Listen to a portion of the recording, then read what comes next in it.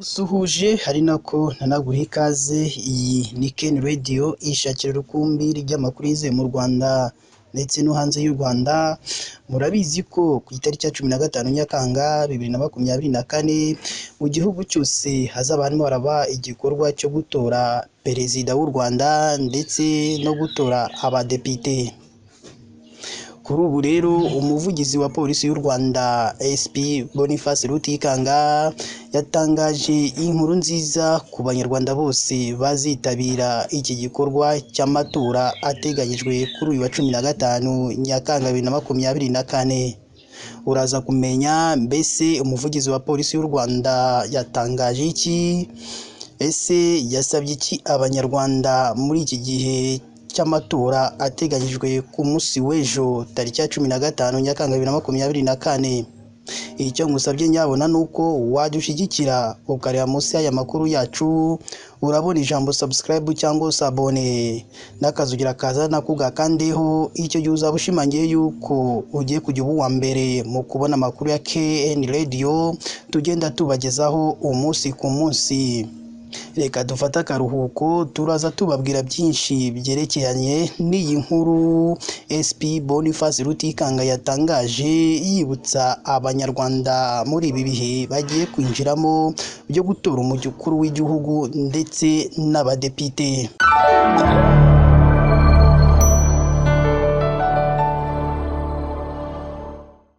Reka nongere nguhe ikaze. Iyi ni KN Radio ishakira urukumbi ry'amakuru yizewe mu Rwanda ndetse no hanze y'u Rwanda.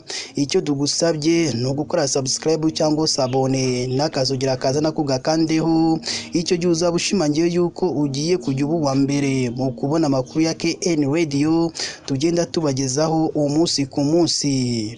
Polisi y'igihugu yatangaje ko ahazatorerwa site ndetse n'ibikoresho byose bicungiwe umutekano neza mu gihe igikorwa cyo gutora nyirizina kizaba tariki ya 15 Nyakanga 2024. Umuvugizi wa polisi y'igihugu SP Boniface Rutikanga yatangaje ko inzego z'umutekano zamaze kugera kuri site z'ahazatorerwa ndetse ko n'ibikoresho bizifashishwa mu matora birinzwe neza cyane.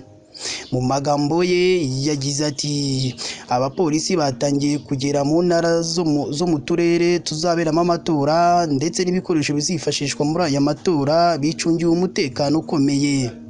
Ibikorwa byo kwamamaza abakandida ku mwanya wa perezida ndetse n'abadepite byaraye bisojwe kuri uyu wa gatandatu tariki ya 13 Nyakanga 2024.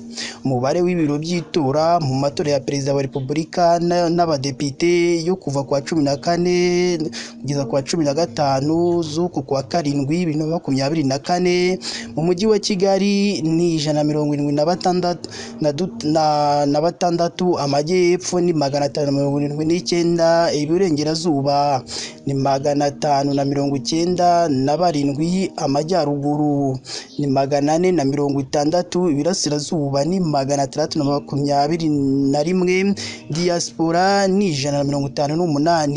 Igiteranyo cy'ibiro by'itora byose ni 2591. SP Rutikanga avuga ko inzego z'umutekano zizakomeza kubungabunga umutekano kugeza igikorwa cya nyuma cyo gutangaza ibyavuye mu matora kirangiye. Yagize ati nk'uko umutekano wakomeje gucungwa neza mu gihe cyo kwiyamamaza ku bakandida ku mwanya wa perezida wa Repubulika no ku bakandida depite, no mu gihe cy'amatora turakomeje kugira ngo abanyarwanda bihitiremo abayobozi beza kandi batekanye. Nibwo bwa mbere amatora ya perezida wa Repubulika n'ay'abadepite ahujwe, akaba azabera umunsi umwe ku itariki ya 14 Nyakanga ku banyarwanda bari hanze y'u Rwanda ndetse no ku itariki ya 15 n'iya 16 Nyakanga 2024 ku banyarwanda bari imbere mu gihugu. Ku itariki ya 16 Nyakanga 2024 hazaba amatora y'abadepite batorwamo mu byiciro byihariye aribyo icy'abagore, icy'abantu bafite ubumuga ndetse n'icy'urubyiruko. Abanyarwanda 950 bafite kuva ku myaka 18 kuzamura nibo bazitabira amatora ya Repubulika ndetse n'ay'abadepite. Aya matora yo kuwa 15 Nyakanga, ibiro by'itora bizafungura saa moya za mu gitondo bifunge saa 9 z'amanywa. Reka ngushimire wewe wahisemo gukurikira amakuru kuri KN Radio.